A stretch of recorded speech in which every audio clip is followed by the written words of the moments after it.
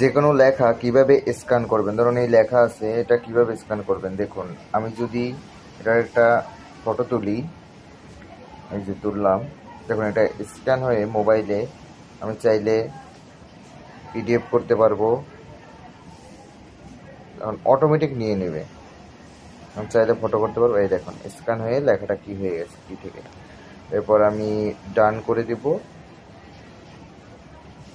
And save. Save PDF করা যাবে, email করা যাবে, সেভ টু গ্যালারি করা যাবে। এখন আমি সেভ টু গ্যালারি দিলাম, এখন আমার গ্যালারিতে এটা সেভ হয়ে গেছে।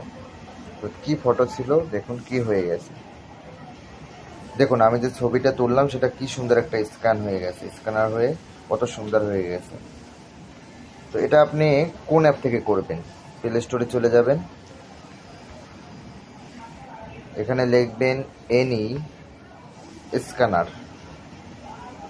সবার উপরে যে দেখতে পাচ্ছেন এই যে স্ক্যানারটা, এটা ইনস্টল দিবেন 2024 সালের।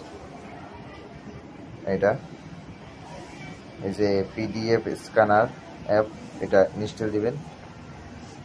দেওয়ার পরে চলে আসবেন অ্যাপে,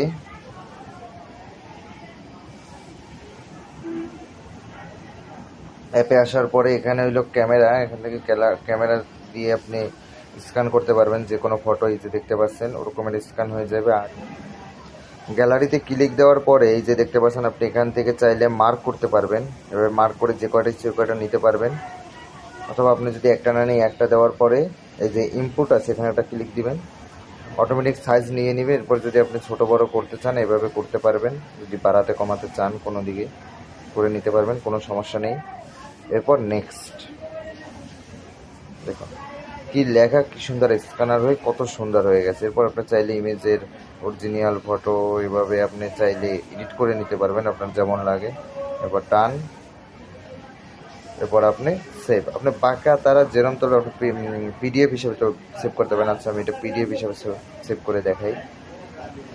এই যে এটার জন্য আপনাকে প্রো ভার্সন নিতে হবে, অ্যাড দেখতে হবে, আর এটা হচ্ছে স্মল। এটা যদি নেন তাহলে আপনাকে একটা অ্যাড দেখতে হবে, অ্যাড দেখলে এই নিতে হবে। তো আমি নর্মালি ডাউনলোড করে দেখাচ্ছি আর কি, হয়ে গেছে। এবার যদি আমরা দেখি গো ব্যাক, এই যে পিডিএফ ওপেন, দেখুন এই যে আমরা স্ক্যান করেছি, এটা হলো সেই স্ক্যান।